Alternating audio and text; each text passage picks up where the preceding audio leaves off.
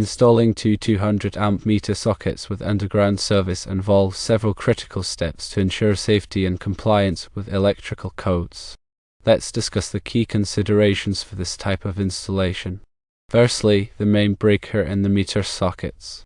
In most jurisdictions, meter sockets are required to have a main breaker. This serves as a convenient and essential disconnect point, allowing for the power supply to the property to be easily cut off during maintenance, repairs, or in case of an emergency. Check with your local utility company and electrical inspector to confirm their specific requirements, as local codes can vary. Secondly, grounding requirements are essential for safety. Both the meter sockets, the main house, and the barn must be properly grounded using grounding rods driven into the earth. Grounding provides a low resistance path for fault currents, helping to protect against electrical shock and minimize the risk of damage to equipment. At each location, drive a ground rod into the earth until at least 8 feet is in contact with the soil. Connect a grounding electrode conductor from the meter socket house and barn grounding busbars to the ground rods using approved grounding clamps. Use the appropriate size grounding electrode conductor as specified in the National Electrical Code Table 250.66. It is also important to bond the metallic components of the electrical system, such as the meter socket enclosures, conduit, and any metal water pipes, to the grounding system to create a common ground potential. Next, let's discuss underground wiring considerations. For the run to the barn, 4/0 American wire gauge cable in 2-inch polyvinyl chloride conduit is generally an acceptable size for a 200 amp service. For the main house, running 2 sets of 4/0 American wire gauge cables in parallel within a 4-inch polyvinyl chloride conduit is also a suitable configuration for a 200 amp service. When running conductors in parallel, ensure that all the parallel conductors are of the same length, conductor material, size, and insulation type. Terminate them in the same manner to ensure equal current distribution. Consult National Electrical Code Section 310.10 for specific requirements regarding conductors in parallel. The National Electrical Code specifies requirements for pull boxes in underground conduit runs. When underground conductors are buried less than 24 inches deep, a pull box or handhole is required every 100 feet. This requirement applies to both the run to the barn and the run to the main house. The purpose of pull boxes is to facilitate the pulling of conductors through long conduit runs and to provide access for future maintenance or modifications. When installing pull boxes, ensure they are adequately sized to accommodate the conductors and meet the National Electrical Code's requirements for conductor bending radius. Use appropriately sized pull boxes and consider the number of conductors and conduit size when calculating the required dimensions. Several additional considerations can help ensure successful and safe installation. The underground cables must be buried at a minimum depth of 24 inches to protect them from physical damage. In areas subject to vehicular traffic, consider increasing the burial depth or using reinforced conduit. Use appropriate sweep bends when changing the direction of the conduit run. Avoid sharp bends, as they can make it difficult to pull conductors and can damage the cable insulation. Install a disconnect switch at the barn to provide a convenient means of disconnecting power to the barn for maintenance or emergencies. The disconnect switch should be properly sized for the load and installed in accordance with the National Electrical Code requirements.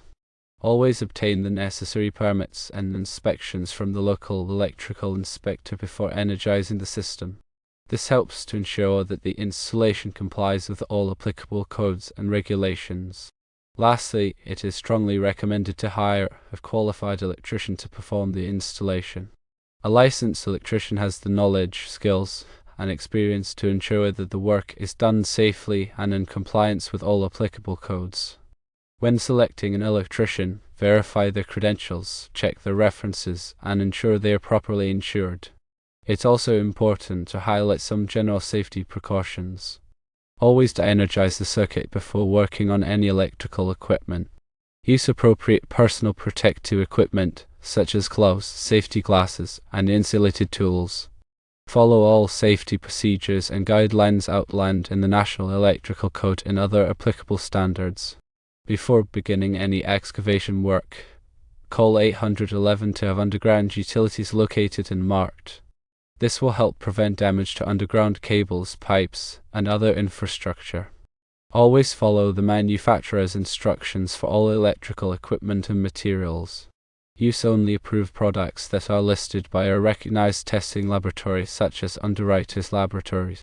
When working with conduit, be sure to properly ream the ends to remove any sharp edges that could damage the cable insulation. Use appropriate cable lubricants to facilitate the pulling of conductors through the conduit. When making connections, ensure that all connections are tight and properly insulated. Use the correct type and size of connectors for the conductors being used. After completing the installation, thoroughly test the system to ensure that it is working properly. Use a multimeter to check for proper voltage and continuity. Verify that all grounding connections are secure. Finally, provide the property owner with clear instructions on how to operate and maintain the electrical system. Explain the location of the main disconnects and how to shut off power in an emergency. Advise them to have the system inspected periodically by a qualified electrician. Remember that electrical work can be dangerous, and it is always best to err on the side of caution. If you are not comfortable performing the work yourself, hire a qualified electrician to do it for you. By following these guidelines and taking the necessary precautions, you can ensure safe and reliable electrical installation for the two 200 amp meter sockets with underground service. It's also helpful to understand the specific components involved in this type of installation. The meter socket itself is the enclosure that houses the electric meter. It is typically mounted on a pole or building and provides a connection point for the utility company's service conductors and the customer's wiring. The main breaker is a circuit breaker located inside the meter socket that provides overcurrent protection for the entire electrical service. It is typically sized to match the ampacity of the service conductors. Grounding electrodes are metal rods or plates that are driven into the earth to provide a connection to ground. They are used to ground the meter socket, the house, and the barn. Grounding electrode conductors are wires that connect the grounding electrodes to the grounding busbars in the meter socket, house, and barn. Conduit is a protective tubing used to enclose and protect electrical wiring. It is typically made of polyvinyl chloride or metal. Pull boxes are enclosures installed in conduit runs to facilitate the pulling of conductors. They provide access to the conductors for splicing, terminating, or inspection. Sweep bends are curved sections of conduit used to change the direction of the conduit run. They are designed to minimize the stress on the conductors as they are pulled through the conduit. Disconnect switches are switches used to disconnect power to a circuit or piece of equipment. They are typically used at the barn to provide a means of disconnecting power for maintenance or emergencies. Service entrance conductors are the conductors that run from the utility company's service point to the meter socket. They are typically sized according to the National Electrical Code to carry the full load of the electrical service. Branch circuit conductors are the conductors that run from the load center to individual circuits throughout the house and barn. They are sized according to the National Electrical Code to carry the load of the circuit. Overcurrent protection devices, such as circuit breakers and fuses, are used to protect electrical circuits from overloads and short circuits. They are sized according to the National Electrical Code to match the ampacity of the circuit conductors. Understanding the function of each of these components is essential for successful and safe electrical installation. Moreover, let's delve into some of the more intricate aspects of electrical installations, such as voltage drop and fault current calculations. Voltage drop refers to the decrease in voltage that occurs along a conductor due to its resistance. Excessive voltage drop can cause equipment to malfunction, lights to dim, and motors to run inefficiently. The National Electrical Code recommends that voltage drop on branch circuits should not exceed 3%, and the voltage drop on feeders should not exceed 5%. To calculate voltage drop, use the following formula: voltage drop equals 2 times K times I times D divided by circular mils, where K is the constant for the conductor material, I is the current in amps, D is the distance in feet, and circular mils is the cross-sectional area of the conductor. Selecting the appropriate conductor size can minimize voltage drop. Fault current is the amount of current that flows in an electrical circuit during a short circuit or ground fault. Fault current can be very high and can cause damage to equipment, fires, and electrical shock. It is important to select overcurrent protection devices that are capable of interrupting the available fault current.